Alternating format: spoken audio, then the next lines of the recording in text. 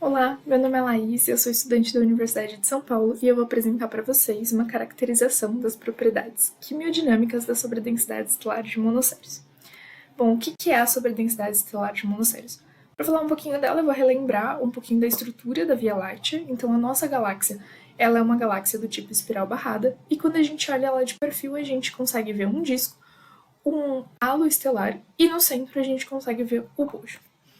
Bom, essa imagem ela é uma imagem feita com dados do Pan-STARRS, que está presente no artigo do Slater, de 2014, e a gente vê aqui, nessa região mais central e em escuro, a região de maior extinção do disco. Essa região aqui, a gente consegue ver uma estrutura em verde e uma estrutura em azul. Essas estruturas estão na direção do anticentro galáctico, ou seja, na direção oposta ao centro galáctico, e são estruturas muito próximas ao disco. Então, essas duas estruturas correspondem a monocéros no hemisfério norte e no hemisfério sul, e as cores diferentes representam diferentes distâncias. Então, monocéros no hemisfério sul está um pouquinho mais próximo. Bom, a gente ainda não sabe o mecanismo de formação dessa densidade de estrelas nessa região, e a gente também não tem uma caracterização muito robusta dessas estrelas na literatura, e também não tem uma comparação entre esses dois hemisférios. Mas qual é a importância da gente fazer essa caracterização? O primeiro é que a gente pode utilizar esses dados para melhorar simulações que tentam reproduzir a formação dessa estrutura, e a gente consegue conhecer com mais detalhes a estrutura atual da Via Láctea e a história de formação. Bom, os objetivos desse projeto são, primeiro, selecionar as estrelas dessa estrutura, identificar as características químicas delas e comparar os dois hemisférios. Para selecionar as estrelas, a gente usa um catálogo de gigantes M, que são estrelas muito brilhantes, usadas geralmente para encontrar essas sobredensidades, porque elas podem ser detectadas a grandes distâncias. E a gente consegue, então, fazer a seleção de monocéros com 3 passos. O primeiro é um corte em altura em relação ao plano galáctico, que a gente seleciona estrelas acima de 3 kPa do plano e abaixo de 2,5 kPa para poder visualizar melhor a região de monocéros. A gente também faz uma seleção no intervalo de velocidades, porque se ela ainda é uma estrutura espacialmente coesa, se movimenta em conjunto, ou seja, ela deve ter um intervalo de velocidades preferencial.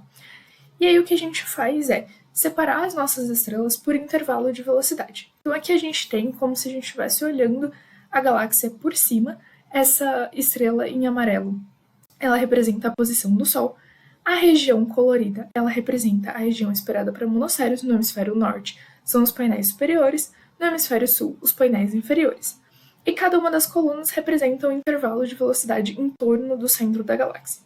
Nesses 4 intervalos, a gente não consegue identificar a formação de uma estrutura na região em que a gente espera encontrar a estrutura, mas quando a gente vai para o intervalo de 200 a 250 km por segundo, a gente consegue identificar uma estrutura nos 2 hemisférios. Bom, o que a gente faz então é transformar esse intervalo, esses dados, em um histograma, e a gente faz uma análise estatística para conseguir encontrar a posição central e a extensão dessas duas estruturas no hemisfério norte e no hemisfério sul. Como a gente não tem dados da química das estrelas gigantes M, o que a gente faz é aplicar aqueles critérios no levantamento espectroscópico iPod, no banco de dados do iPod DR17, para selecionar estrelas de monocéros com informação química. E a gente encontra 42 estrelas no hemisfério norte e 30 estrelas no hemisfério sul. Bom, a gente analisa 4 espaços químicos e nesses 4 espaços a gente consegue perceber que tanto monocéros no hemisfério norte quanto no hemisfério sul, eles se sobrepõem, ou seja, eles têm química compatível entre si. Quimicamente, eles são compatíveis com estrelas do disco fino da galáxia. Então, o que a gente conclui disso é que, primeiro, a gente encontra um método novo e simples para selecionar estrelas de monocéros. A gente tem que as estrelas dos 2 hemisférios são química e cinematicamente compatíveis entre si, e que essas características elas são compatíveis com o esperado para estrelas do disco fino da galáxia, que são estrelas que estão até 1 kPa de altura do plano. E o que a gente pode fazer agora é, primeiro, a gente publicar esses resultados que a gente está fazendo nesse momento, e a gente também vai começar a trabalhar com simulações para tentar entender o mecanismo de formação dessa estrutura, como que essas estrelas que são compatíveis com o disco fino foram parar nessa região acima do disco.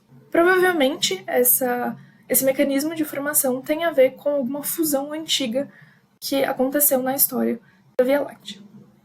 Obrigada.